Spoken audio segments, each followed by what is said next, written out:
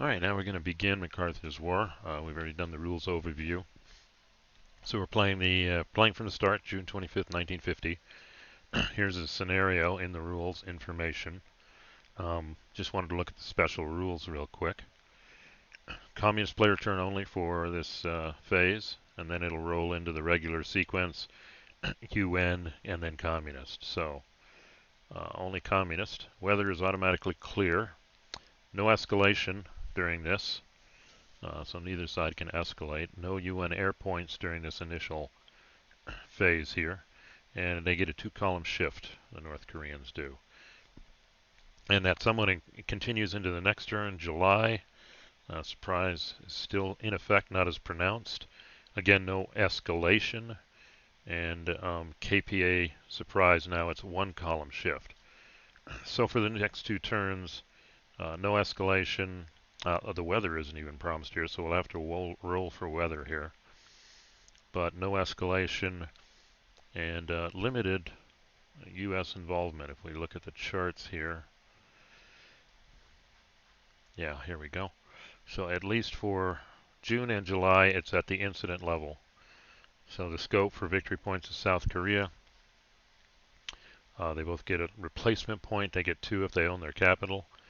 We'll see how long Seoul, how long the South Koreans keep theirs. And then only 1 U.S. air point's available, and you got to pay a victory point to use it at this level. You got to pay a victory point to use the 7th Fleet for bombardment at this level. And if you want to pull in U.S. Far East divisions that are already here, and the other thing is there's no U.S. Replacement points either. And the problem with that is, now that I've lost the rules here, you just see in the Far East that these are the available U.S. reinforcements that can enter Korea. These are all reduced infantry divisions, so they run the risk, if they take a loss, of being eliminated. But we can't, the UN can't start pulling those in until next turn, and they're not cheap. So we'll see what they decide to do. But for this turn, it's pretty straightforward. It is the attack here. So with that being said, let's look at the sequence of play. No escalation phase. For this chart, I only did the UN one. The only difference between the UN one and a communist one is there are no communist air points, so we skip that. But we go to the escalation phase. Doesn't happen during this turn or the next. So we're at the reinforcement. UN player collects swelling. In this case, communist player collects replacement points and chooses to mobilize. Well, we saw at this level that there are here KPA, asterisk, additional replacement point is received when is in possession of their home capital. So KPA gets 2 replacement points. The only limitation on using replacement points is the units have to be in supply. And we see right here, we've immediately got 2 people to use it for. So we use it for those 2. Okay, so they've used their replacement points, and they are in supply. Supply 5 hexes to any supply source. That would be any city, or to a railroad that has a path. So pretty much everybody here is in supply. So looking back at the sequence of play, we've done the reinforcement phase, because if we look here at the incident level, oh, this is different here. Yeah. It's all about pulling in UN forces. Okay. Once it goes to police action, now the PLA can start mobilizing. But we're not there yet for the first 2 turns. So that takes us right into the strategic movement phase.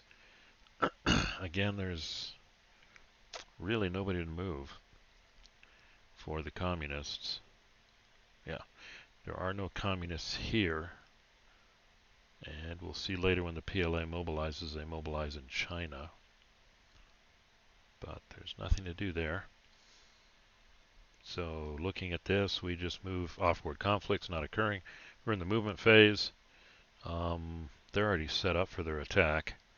There's nothing to move. So we're literally in the combat phase now. And let's pull up the chart. Yeah, got the terrain effects here too. We got the combat results table. So let's see if I can zoom in a little and shift this display. Pull this further over here. So they've got a 2-column shift. I think basically these 2 units are going to attack him. And then these 3 units are going to be attacked. Let's do this one first. So that's going to be 10 to 2. But, yep, it's on rough. So the rough gives a 1 left shift, but they get 2 right shifts, so it's going to be a 1 right shift, so it's going to be 6 to 1.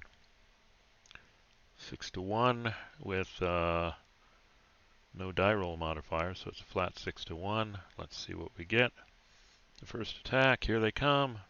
4, that's a nice in the middle kind of thing. Defender mauled. Defender mauled means all defending units suffer 1 step loss and then retreat. Well, there's a problem with this guy. He doesn't have another step, so I think I haven't eliminated units. Very boring looking. Yeah, I do. So he gets eliminated. But he can come back, right? Then we can do advance after combat. It was only these 2 units. Interesting predicament here. If I move both of them, this kind of didn't think of that ahead of time, but he'll move here. Alright, then we've got the next attack, and doesn't really matter if I take this hex and say, oh, I've got Zocs around him. They're contested, so they don't have any effect, so he'll be able to retreat. So the order of attack isn't really critical, it's more the odds.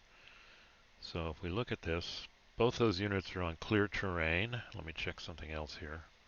Okay, one of the units is attacking across a river, this one. So he may be halved, but let's see what we get here. So if I just do this, I'll get a 3 to 1, 4 to 1, 5 to 1, which there isn't a column for that. And I could take it to 6 to 1 with one of them, and then this one will be 1 to 1, 2 to 1, 3 to 1, 4 to 1. So, let's see. Alright, so all these units will attack. 1, 2, 3. 3 to 1 at least, 5 to 1. And one of these units, doesn't matter which, is going to attack. So that gets us to 4 to 1 with a 2 shift right to 6 to 1. So 6 to 1 attack. 4 again. At least the dice is consistent here. And a 4 is a defender mauled. So, and then he retreats. There's a river here. The question is where to retreat. Or I could retreat here in Seoul. Well, this guy may retreat and then, well,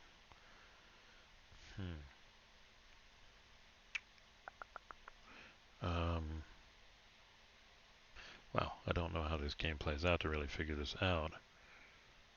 Let's retreat him to Seoul. And then, in this case, all these guys can advance. Boom. Okay, so now we're left with 5 and 5 is 10. And if you attack across a river, 1/2 attack factor for these, and that's okay. So we got 1 to 1, 2 to 1, 3 to 1. Could have moved this guy down here. But that's a river too, so he wouldn't have made a difference. Let's just go with what I did. I'll start strategizing better in the future. So this will be a 1 to 1, 2 to 1 because one of them was already used here. And then this is half, so 4 and 4 is 8. Half of 4. Well, I did math wrong. Look at that. This is 4. So let's just say this guy does come in. He's down to 1. That brings me up. Okay. So 1 to 1, 2 to 1, 3 to 1, 4 to 1, 5 to 1. Which doesn't exist, so 4 to 1 is okay. So let's just do it. 4 to 1. 3. Well, that's a good... Oh, now you're consistent here. They have been mauled. Okay. Yeah, so let's make sure. 4 to 1 on 3 is a defender mauled. So good attacks. Question is, where does he retreat? He can retreat to Incheon. Let's hide the pieces here, see what's going on.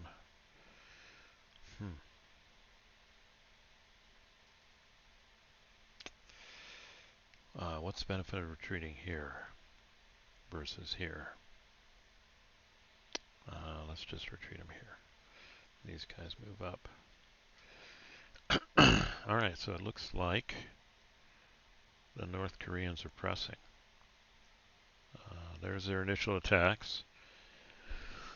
And next turn, I don't know if the Koreans can set up dual lines of defense, if they want to stay to protect Seoul. Do they want to burn victory points and bring in some US units? They appear in any port. They could show up as close as here. So yeah, as long as we can maintain a solid line and prevent that ZOC contesting that allows units to move through, and we can hold out, we can delay all the way down. Okay. So this was a short one, which is fine.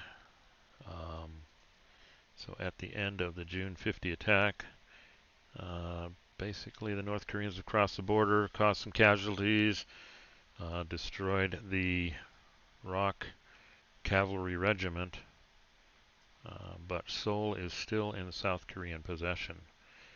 So they'll get 2 replacements during their phase.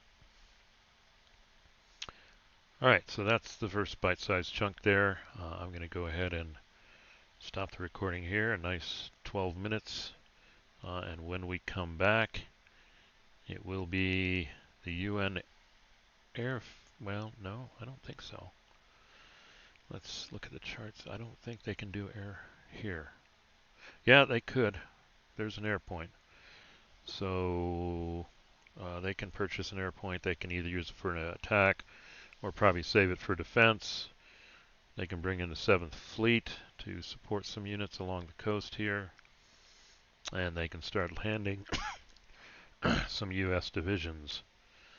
But that's a pretty steep cost too. And then they're going to have to figure out, where does it make sense to defend? River lines look good here. This is the North Koreans are going to have to attack Seoul next turn. While they still got that +1 on the column shift. So what are they going to leave here? It's a good question. So we've got some decisions, not escalation decisions yet, but I would imagine by the time we get to August turn, MacArthur's going to be asking for a police action to get all this, 2 US air points, and get away from having to pay a victory point even to use air points and the 7th Fleet. So I think that's going to be how it plays out. But we'll see. So that's the end of the June 50th communist-only phase. They've crossed the border and they're threatening Seoul. What will happen next? Tune in next time. Thanks for listening.